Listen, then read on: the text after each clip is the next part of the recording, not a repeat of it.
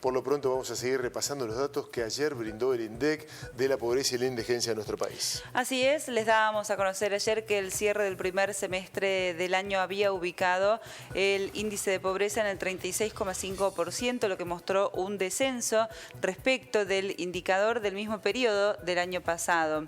Es un dato que da cuenta de una mejora, pero la pobreza sigue siendo altísima. Hay que decir que otras organizaciones, como por ejemplo el Observatorio de la Deuda Social de la Universidad Católica Argentina, está anticipando más pobreza.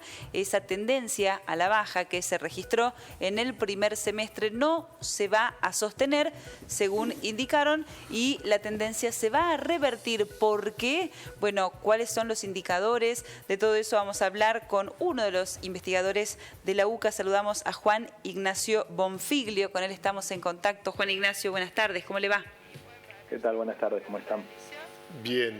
Juan Ignacio, bueno, cuéntenos respecto de la opinión que tienen, la posición de la UCA, respecto de los datos que se han dado a conocer en la jornada de ayer. Bien, sí, efectivamente, como presentaban recién, sí, se manifiesta una mejora en relación a los índices de pobreza con respecto al año pasado, tanto si comparamos con el primero o con el segundo semestre, que son las medidas oficiales que difunde el INDEC. Ahora, es importante destacar en este punto que estos datos responden al primer semestre, ¿no? Digamos, hasta el mes de junio pasado, y no están captando el agravamiento de la situación que tuvo lugar a partir de julio con un aceleramiento muy importante de la inflación. Entonces nosotros creemos que es una tendencia que además, ya si nosotros hacemos una comparación, ¿no?, de este primer semestre, ya en el segundo semestre también estamos viendo una reversión de esa tendencia, ¿no?, con un nivel mucho más alto que en el primer trimestre, y esto también explicado por la pérdida de ingresos reales que genera la inflación principalmente, ¿no? Digamos, y esta tendencia, lejos de aminorar, ¿no?, se incrementó significativamente, y es poco probable que en términos de lo que son los ingresos de los hogares puedan compensar esta subida, por lo menos en el corto plazo, por lo que creemos que en este punto ya estamos en niveles superiores a los que se publicaron en el día de ayer. Bueno, ayer hablábamos también con un investigador y nos decía esto, ¿no? Parece que todos coinciden en el diagnóstico, el nivel de precios, la inflación, como lo que está causando, ¿no?, estos indicadores de pobreza. Lo contrastábamos con otros escenarios, por ejemplo el 2001, cuando parecía que el problema estaba más bien vinculado, por ejemplo, con la falta de empleo.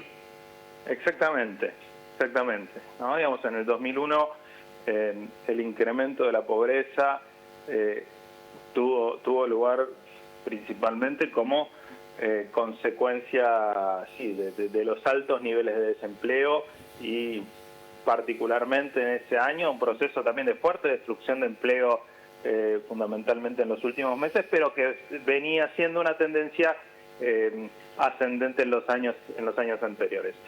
En este caso, sí, ¿no? Lo que tenemos es que lo que explica la pobreza tiene que ver con los precios principalmente, ¿no?, con lo que sucede en términos, ¿no?, de la pérdida de poder adquisitivo de los ingresos, de todos los ingresos, salarios, ingresos no laborales también, ¿no?, como jubilaciones, programas sociales, etcétera.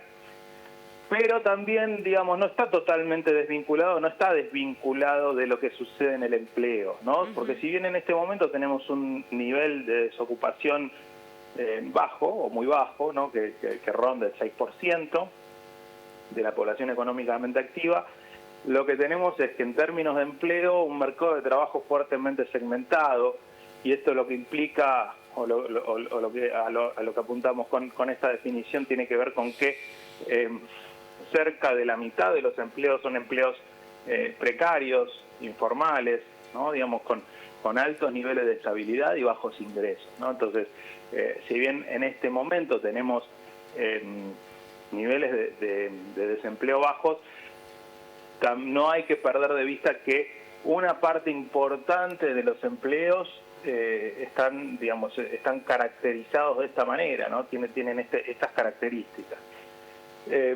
También, por ejemplo, si nos vamos un par de años atrás, ¿no?